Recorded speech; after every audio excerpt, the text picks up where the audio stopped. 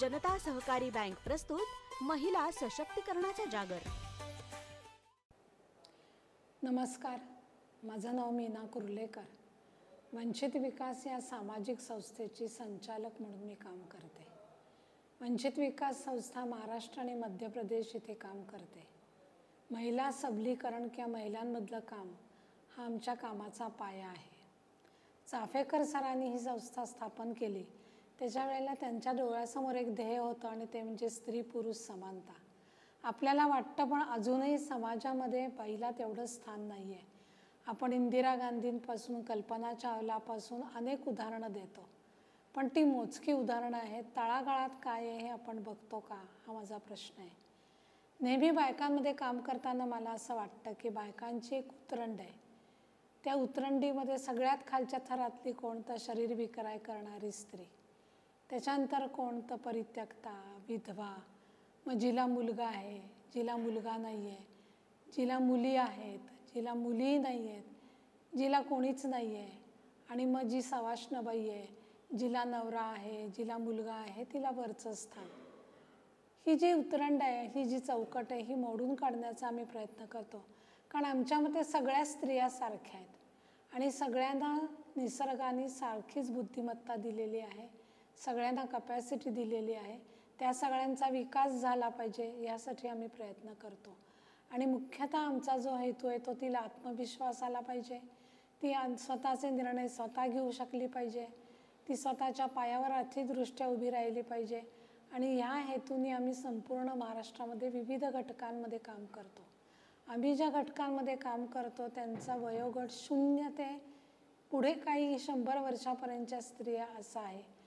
प्रत्येक पातळीवरती, प्रत्येक आर्थिक निकषांवरती, प्रत्येक शैक्षणिक घटकांमध्ये वेगवेगळे प्रश्न आहेत, पण स्त्रियांचे प्रश्न आहेत ते सोडवण्याचा आम्ही प्रयत्न करतो।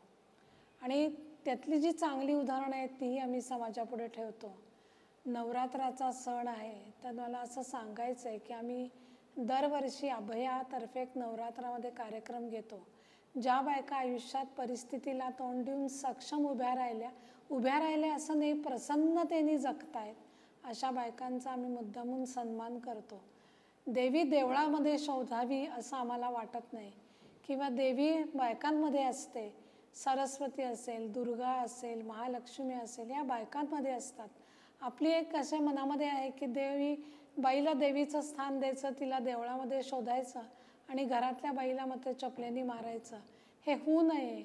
आजही आपल्याकडे शिकलेल्या बायकांच्या ज्या केसेस होतात त्या होऊ नयेत यासाठी आम्ही प्रयत्न करतो।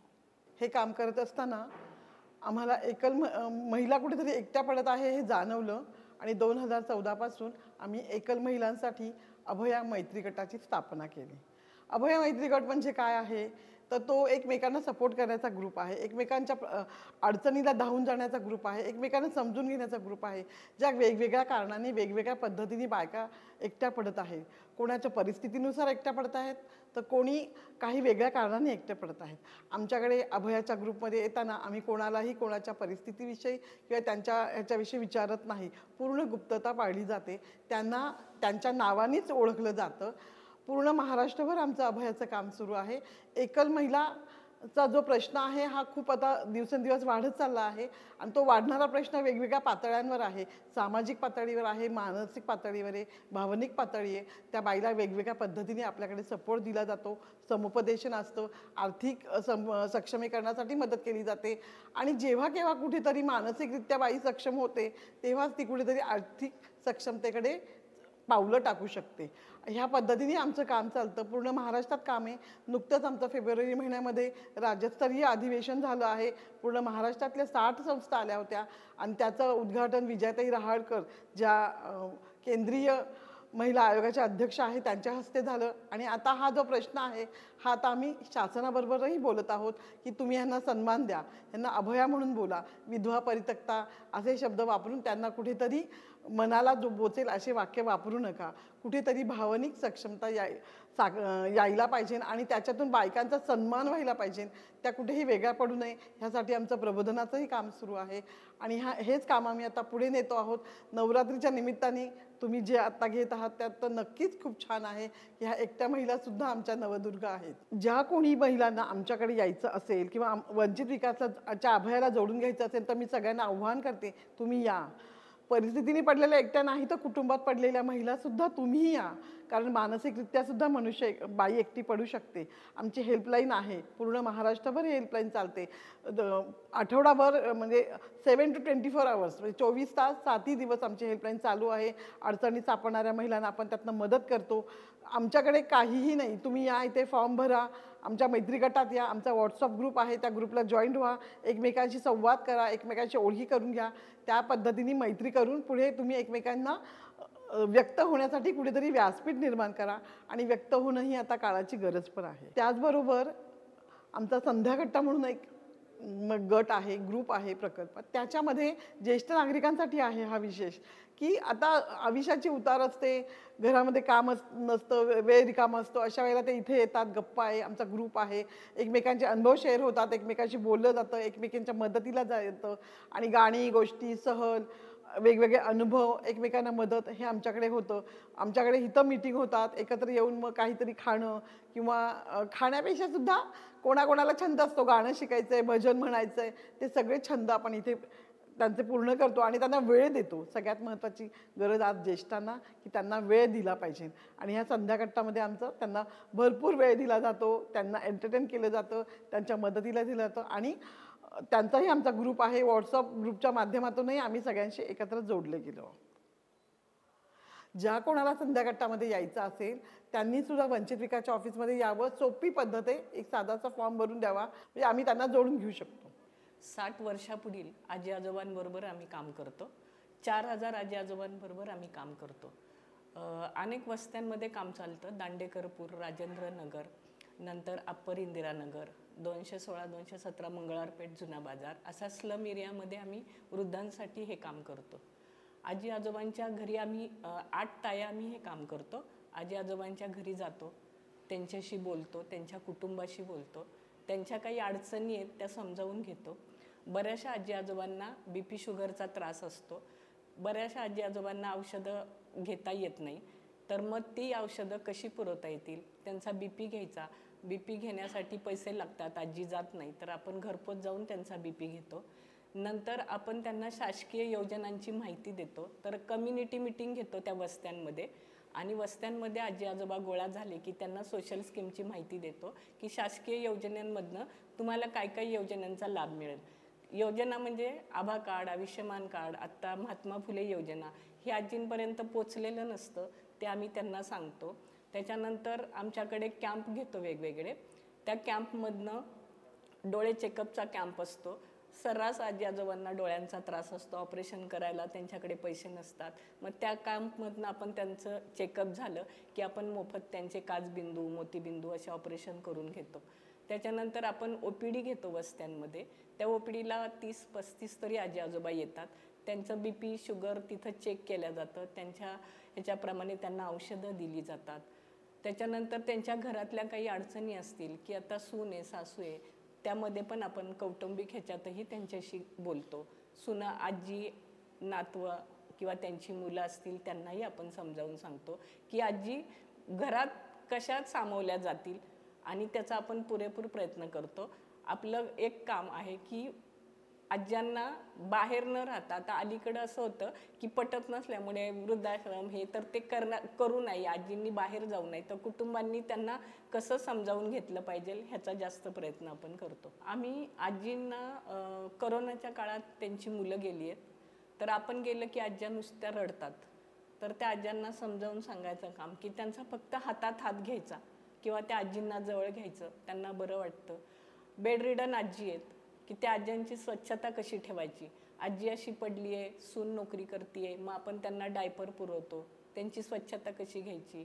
त्याच्यानंतर आपण आजच एक असं की घरात सिलेंडर नाही आहे, तो सिलेंडर बुक करून सुद्धा आपण त्या आज्यांपर्यंत पोचवतो. आजींच्या जे वेगवेगळ्या समस्या असतात त्या आपण सोडवण्याचा प्रयत्न करतो. एकटी आजी राहते, 76 वर्षाची आजी, कालपासून तिच्याकडे सिलेंडर नव्हता. तिने मला फोन केला.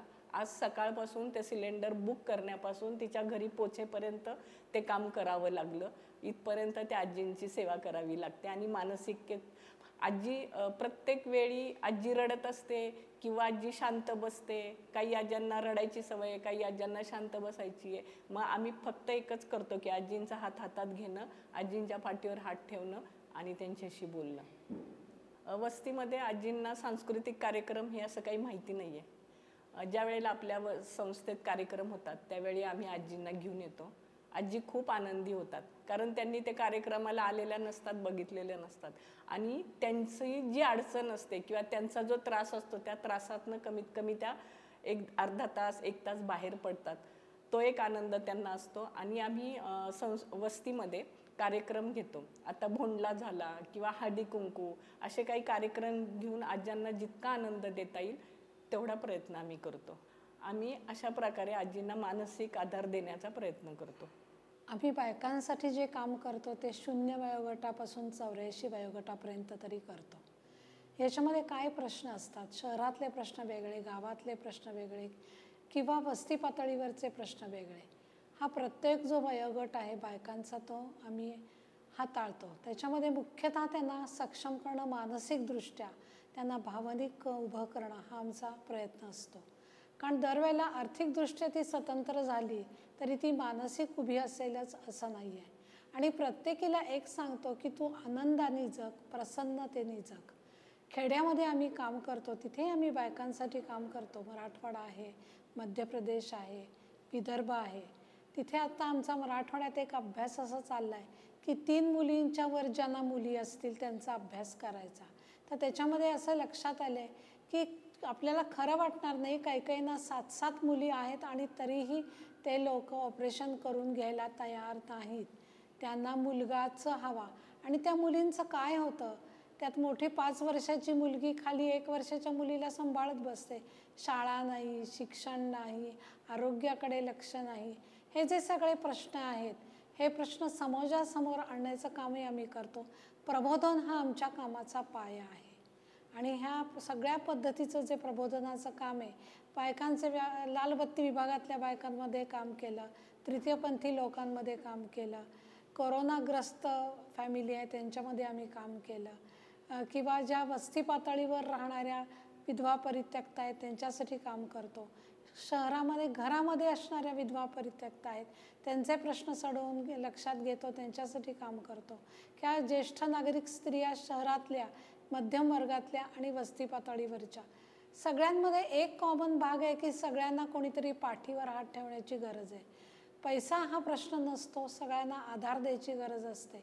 आम्ही त्यांना असं सांगतो की लोकांचा हात धरण्यापेक्षा, आधारपेक्षा आपणच लोकांना आधार देऊयात ना, म्हणजे मग आपल्यालाही आधार मिळेल. हे जे महत्त्वाचं काम आहे ती संस्था करते. आणि माझं असं सगळ्यांना सांगणं आहे की तुम्ही आमच्या कामात सहभागी व्हा. ही जी महिलांची चळवळ आहे ही पुढे न्यायला मदत करा. आपण असं म्हणतो की सगळ्या अंधश्रद्धा दूर झाल्यात, पण अजूनही नवरात्रामध्ये ओटी भरतो का आपण कुमारिकेची, विधवाबाईची, परित्यक्ताबाईची? आमच्याकडे खेड्यांमधून सुद्धा जे हळदी कुंकू होतात ते आम्ही असं कधी भेदभाव करत नाही. सगळ्या बायकांनी याचं सगळ्यांना हळदी कुंकू दिलं पाहिजे. सगळ्या बायका समान पातळीवरती आहेत. आम्ही हा प्रश्न जो आहे की ती बाई ओळखतो तर त्या बाईला तुझं नाव काय, तू काय करते, तुझा नवरा काय करतो, तुझी मुलं काय करतात, ते कशाला पाहिजे? आपण त्या व्यक्तीला व्यक्ती म्हणून स्वीकारलं पाहिजे, माणूस म्हणून स्वीकारलं पाहिजे. आपण पुरुषांना कधी विचारतो का, ओळख झाली पुरुषांशी की आपण काय करता, आपण असं विचारतो तुमची बायको काय करते, तुम्हाला मुलं किती आहे, तुमची सासू सासरे? हे प्रश्न फक्त बाईलाच का? हा आमच्यासमोर प्रश्न आहे. आम्ही फक्त असं म्हणतो की या नवरात्राच्या निमित्ताने सगळ्यांना सांगतो की बाईला माणूस म्हणून स्वीकारा आणि बाईनीही स्वतःला माणूस म्हणून स्वीकारावं. स्वतःच्या चुका झाल्या, स्वतःचं बरोबर आलं, किती आपला स्वतःचा संताप करून घ्यायचा, त्रास करून घ्यायचा. आपण स्वतःलाही माफ करूयात आणि स्वतःला आनंदाने जगण्याची संधी देऊयात.